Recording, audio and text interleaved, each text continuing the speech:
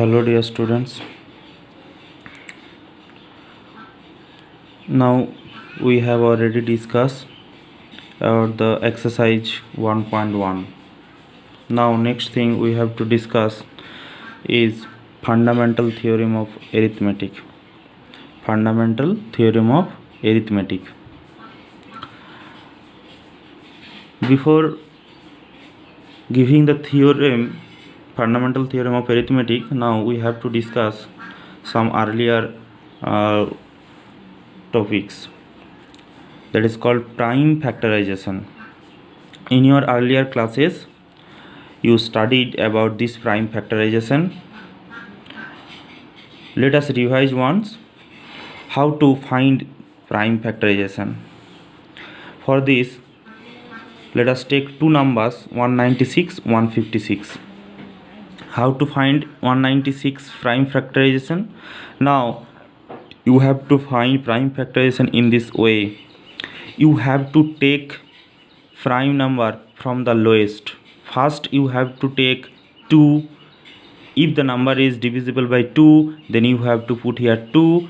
If it is not divisible by 2, then you try for next prime number 3, then for next 5, then for next 7. So firstly you have to attempt for lowest prime number. This is 2. That's why I am applying here 2. 98 is 196. 98 also divisible by 2 because the last number is even number. The divisible condition for divisibility of 2 is the last digit should be even. So 2 is also divisible 98. So 249 is 98. But 49 is not divisible by 2. So I am not applying here 2. It is also not divisible by 3. Not divisible by 5.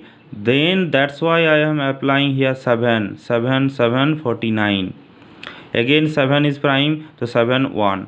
So this process is called prime factorization. You can see here all the number whatever you get 2277, these are prime numbers. Again if you see this number 156, 6 is even number, that's why it is divisible by 2. So 278 is 156. Again I am applying 2 because this number is divisible by 2. Somehow if this number is not divisible by 2, then I am going for 3. If it is not divisible by 3, then I am going for 5. In this continuous process from smaller to bigger prime number, I will try for this factorization. So 239 is 78. 39 is not divisible by 2, but it is divisible by 3. How to find that it is divisible by 3? If sum of the digit 3 plus 9 is 12. 12 is divisible by 3. That's why this number also divisible by 3. And a number is divisible by 2 if the last digit is even. Okay, so then 3, 13, 39. Okay, 13 is itself a prime number, so 13 1, so 13. Okay, so you can see here and here also all the numbers are prime numbers. That's why this factorization is called prime factorization. That's why its name is prime factorization. And you can see one more thing here, that you can write 140 equal to these prime factors 2277, and this expression you can write 2 square into 7 square. Similarly 156 you can write 2 into 2 these primes, multiplication of these primes, 2 into 2 into 3 into 13. So that is 2 square into 3 into 13. And the most important thing you can see here, the expression is different for different number. If you take any different number, you will get this expression is different. That's why this expression is unique expression. For any number this expression is unique. It may be happen that the digit are alternative, first it is 7 square then 2 square, or it is 3 into 2 square into 13, but the expression is unique. If you take any different number, then the expression is also unique. So what we saw that the prime factorization of these two numbers are different to each other, that is expression are unique. Understood? So for any number the expression is always unique. Okay, next we will come to the fundamental theorem of arithmetic. So fundamental theorem of arithmetic, what is said? Now it said that every composite number can be expressed as the product of primes, and this factorization is unique except for the prime factors occurs. Okay, understood what it said? I am now explaining. Any composite number, so number may be 1, may be prime or composite. Okay, so any composite number, we are omitting for prime and 1. So this is composite number. Every composite number can be expressed as a product of prime. So you can write any composite number like this: product of some primes, product of some primes. And this factorization is unique. This factorization should be unique. You never get any other form to express this composite number except for the prime factors occurs. Except for prime factors, if you apply first the bigger number, then your expression will change, but the number of primes will be same, and the primes number are same. 3. Now I am taking for example a composite number 3825. Now first I will check for 2. This number 3825, this is not divisible by 2 because this number is odd number, last number is not even. Okay, so it is not divisible by 2, so I am applying 3. Is it divided by 3? Now I am searching 3 plus 8 plus 2 plus 5, that is 21, sorry 18. So it is divisible by 3, so this number should be divisible by 3. So 3 1 1275, again it is divisible by 3, you can check. Then it is not divisible by 3, it is divisible by 5.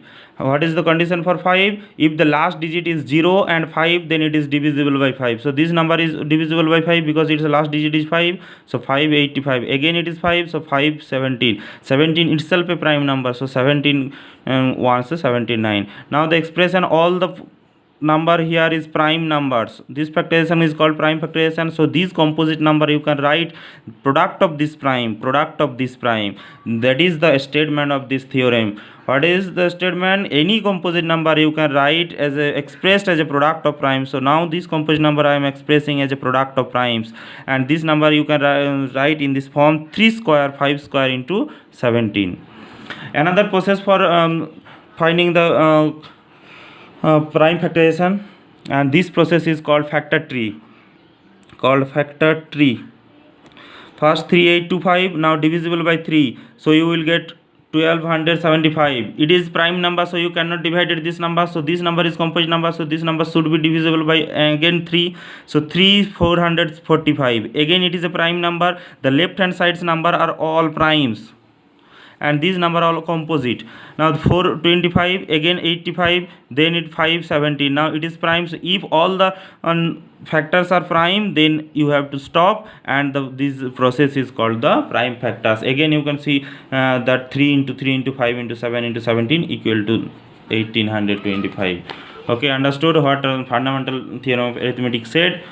Now what is the useness of this theorem? Now useness of this theorem is finding of HCF and LCM. How to find HCF and LCM? You know, and you already find HCF and LCM in your earlier classes. Now we have repeat this process again. Let us take two number 336 and 54. Okay, so first you have to find HCF and LCM by prime factorization method. Prime factorization. Okay, prime factorization. So let us start prime factorization of 336. It is even number, so 2 168, 2 84, 242, 221, again 3771. Again for 54 it is 2 27, 3 9 3 3 and 331. Okay, so these are the prime factorization of 336, and these are the prime factorization of 54. Now I have to write the number 36 as a product of primes. 2 into 2 into 2 into 2, there are 4 2. You see here 4 2 and 1 3 1 7 1 3 1 7. So you can write this again in this form: 2 to the power 4 into 3 into 7, and for 54 2 into 3 into 3 into 3, that is 2 into 3 to the power 3, because there are 3.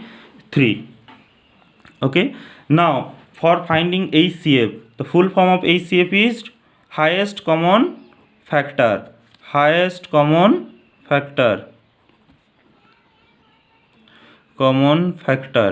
So first you have to find the both of the numbers factors. So we have already find the factors. Then you have to find common factors. Now find common factors. Now here one factor is 2. Here also one factor is 2. But there are no 2. But it has remaining 2. So there are no common part. Again there is a 3, and here also 3. So there are 3 also a common factor. But 7 is here, but here is not 7. So only 2 and 3 are common factor. Common factor are only 2 and 3. Now HCF equal to product of this common factor. HCF equal to product of this common factor. 2 into 3. It is the HCF. Understood how to find? First find the common factor, then you have to product the common factor. It is the HCF. Now how find you LCM? LCM means least common multiple. So the process of finding the LCM is very easy.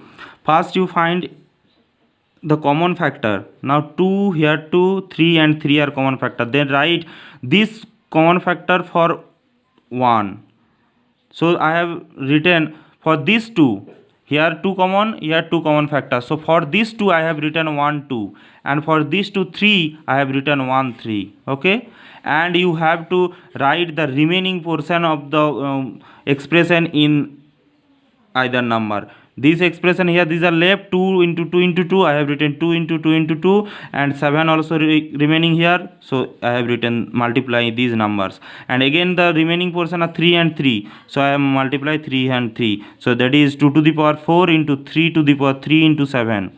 2 to the power 1, 2, 3, 4. There are 4, 2. That is 2 to the power 4. There are 3, 3. That is 3 to the power 3, and 7. That's equal to 3024. And you can see the another process. How to find? Now, if you see that in both the number, the factorization is of 336 is 2 to the power 4 into 3 into 7, and 54 is 2 into 3 to the power 3. Now the common factors is 2 and 2, and here 3 and 3. Understood? So HCF equal to 2 into 3. If you see, the power of 2 here is 1 and here is 4. Which power is less? Here is 1, that is less power. So you have to multiply less power, 2 to the power 1 for HCF.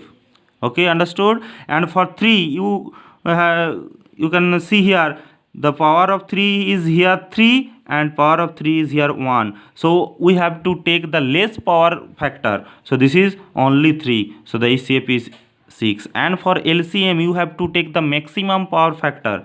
That is here 2 to the power 1, that is 2 to the power 4. So which is bigger? That is bigger. 2 to the power 4. So you have to write 2 to the power 4.